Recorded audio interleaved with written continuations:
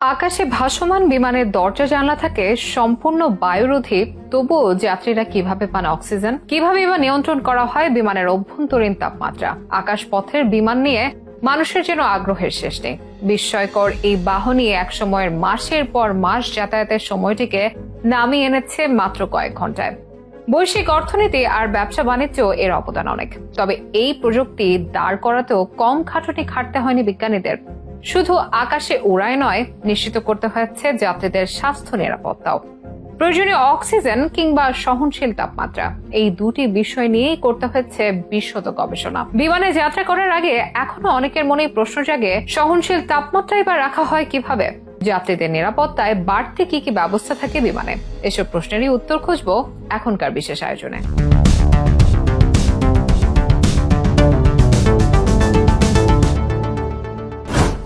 আমাদের মধ্যে অনেকেই আছেন যারা যাতায়াত বা জার্নিকে প্রচন্ড ভয় পান। গাড়িতে চড়লেই বোধ করেন অস্বস্তি, মাথা ঘোরা কিংবা বমি বমি ভাব। কখনো কখনো বমিও করে ফেলেন। একবার ভাবুন তো, এসব লোক যদি বিমান যাত্রা করেন তাহলে তাদের কি অবস্থা হবে? তবে গাড়ি রাস্তায় চললেও বিমান চলাচল করে আকাশে। বিমানের ক্ষেত্রে উচ্চতা একটি বড় ফ্যাক্টর। আমরা জানি ভূপৃষ্ঠ থেকে আমরা যত উপরে উঠতে থাকি আমাদের বায়ুমণ্ডলের ঘনত্ব ততই কমতে থাকে। হালকা হতে থাকে বাতাসের আধিক্য, কমতে থাকে শ্বাস প্রশ্বাসের জন্য প্রয়োজনীয় অক্সিজেন। শুধু 1000 ফুট উচ্চতার বিমানই নয়, সমুদ্রপৃষ্ঠ থেকে উঁচু অঞ্চল যেমন পাহাড় পর্বত সমৃদ্ধ এলাকাতেও দেখা যায় বায়ু চাপের স্বল্পতা। এসব অঞ্চলে যাতায়াতকালীন অনেকেই ভোগেন শ্বাসকষ্টে, অস্বস্তি, বমি বমি ভাব, নাক মুখ দিয়ে রক্ত পড়া থেকে শুরু করে দুর্ভাগ্যজনকভাবে অনেকের মৃত্যু হতেও দেখা যায়। সেজন্য এসব অঞ্চলে যাতায়াতের ক্ষেত্রে আগেই সতর্ক করা হয় যাত্রীদের। যেখানে সামান্য পাহাড় পর্বত সমৃদ্ধ সামান্য উচ্চতার অঞ্চলে বায়ু চাপের কমতিতে এমন অবস্থা হয় যাত্রীদের, সেখানে 1000 ফুট উঁচুতে বিমানের যাত্রীরা কিভাবে পান এসব বিপদের সুরক্ষা? এই প্রশ্নের উত্তরে জানা যায় বিমানের এক বিশেষ প্রযুক্তির তথ্য। সমুদ্র পৃষ্ঠ থেকে উচ্চতা বাড়ার সঙ্গে সঙ্গে বায়ুমণ্ডল ধীরে ধীরে পাতলা হতে শুরু করে। তখন শ্বাসের বাতাসে ঘাটতি দেখা দেয়। বিমান যাত্রীদের এই সমস্যা এড়াতে রাখা হয় বিশেষ এক প্রযুক্তি। বিমান আকাশে উঠলেই কেবিনের ভেতরে যাতে বায়ুচাপের ঘাটতি না হয় সেজন্য যান্ত্রিকভাবে বাড়তি বায়ু ঢোকানো হয় কেবিনে।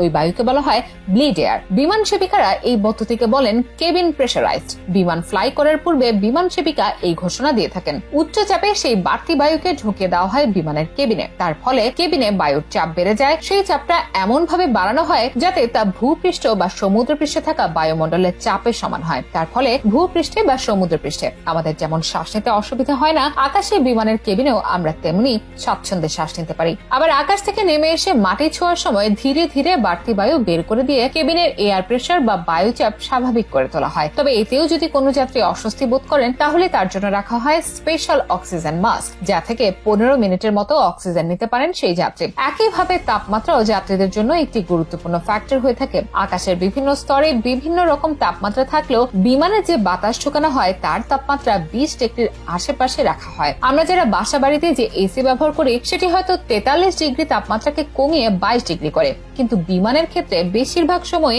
-50 ডিগ্রি সেলসিয়াস তাপমাত্রাকে আরো বাড়িয়ে 20 ডিগ্রিতে আনা হয়। এসব প্রযুক্তির কল্যাণে বিমান যাত্রা একজন যাত্রীর কাছে স্বস্তির হয়ে ওঠে।